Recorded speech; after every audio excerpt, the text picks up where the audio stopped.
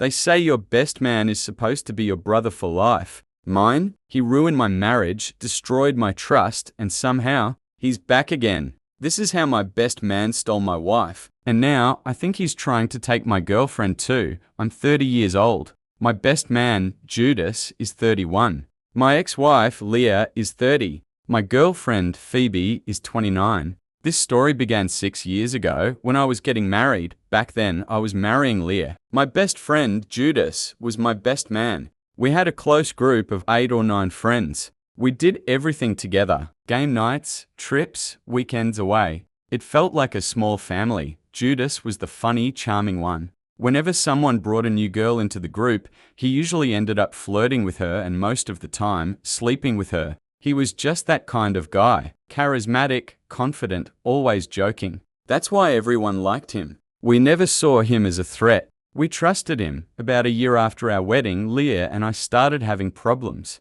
I serve in the army. During the week, I stay at the base about a 90-minute to 2-hour drive from home. I come back Friday evening and leave again early Monday morning. That means Leah and I only had weekends together. I wanted to spend weekends with our friends. She wanted quiet time alone with me. We argued more and more. Eventually, we decided to live apart for a while. At the same time, Judas's cousin Andrew, who was 29, was engaged to Phoebe, also 29. Their wedding was just 3 days away. Judas, of course, was his best man too. 3 days before the wedding, Andrew confessed that he had been cheating for 6 months with a coworker. The wedding was cancelled. On the day that should have been their wedding, some of us went to Phoebe's place to cheer her up. That night, she and Judas slept together. The worst best man ever. They hooked up a few more times during that month, then decided to stop. Meanwhile, I was trying to fix things with Leah, but she became more distant every week. Later, I found out why. She was in a relationship with Judas. He was basically living in the house that I was still paying half the mortgage for. When I found out, I texted him, "You're dead to me." He replied with a picture of a Ouija board, the word goodbye highlighted. Leah and I divorced. She stayed with Judas. Both of them and Andrew left our friend group. The rest of us went out to celebrate when my divorce was finalized. That night, Phoebe and I hooked up. We started dating soon after. 3 years later, now I'm 30. Phoebe is 29. We've been together for 3 years.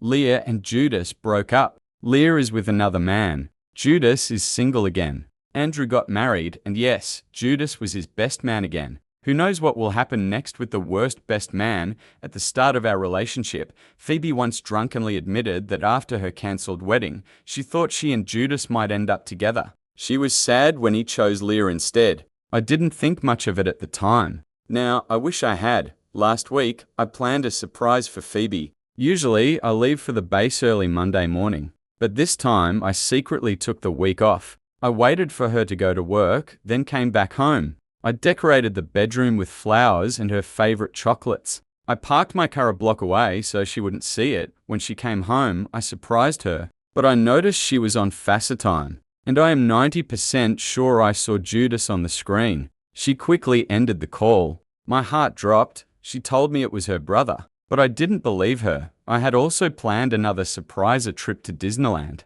It's her dream destination. That's where I wanted to propose. But after what I saw, I wasn't sure if I should. If Judas had managed to come back into her life, I couldn't pretend everything was fine. I left and went to my parents' house. I couldn't sleep the whole night. I kept thinking about what to do.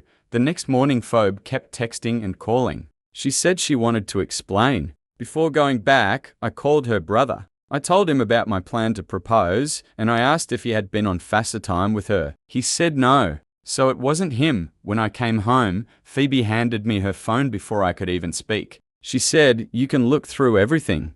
I haven't deleted anything. I just want to explain, there was nothing in the FaceTime logs. But in the Snapchat call history, there was a video call from Judas. My stomach turned. She said he'd been blocked everywhere, and that she had only unblocked him on Snapchat because she was lonely and needed someone to talk to. It didn't sit right with me. I read their saved messages. Most of it was boring small talk, movies, musicals. Then I saw one message from her to him, "I miss you." That was enough. I opened his profile to delete and block him for her. At the bottom of the page, I saw when they ray at each other. Just 1 week ago. In the saved photos, there was a picture of her feet. She said it was from years ago. That Snapchat keeps old saved pictures when you unblock someone.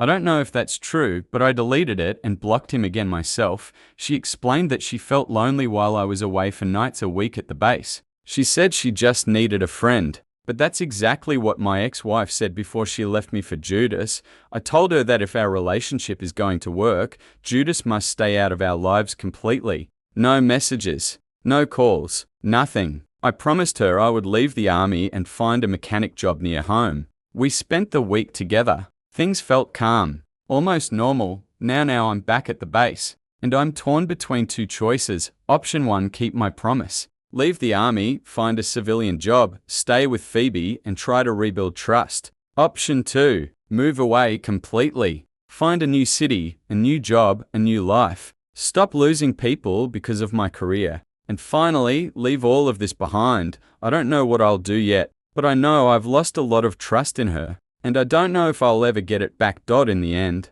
my best man slept with my wife, destroyed my marriage, and now, years later, he's back in my girlfriend's life. Maybe he isn't just the worst best man ever. Maybe he's my curse. If you enjoyed this story, don't forget to like the video, leave a comment, and subscribe to the channel so you don't miss the next stories. Your support means a lot and helps these real confessions reach more people. Thanks for watching, and see you in the next one.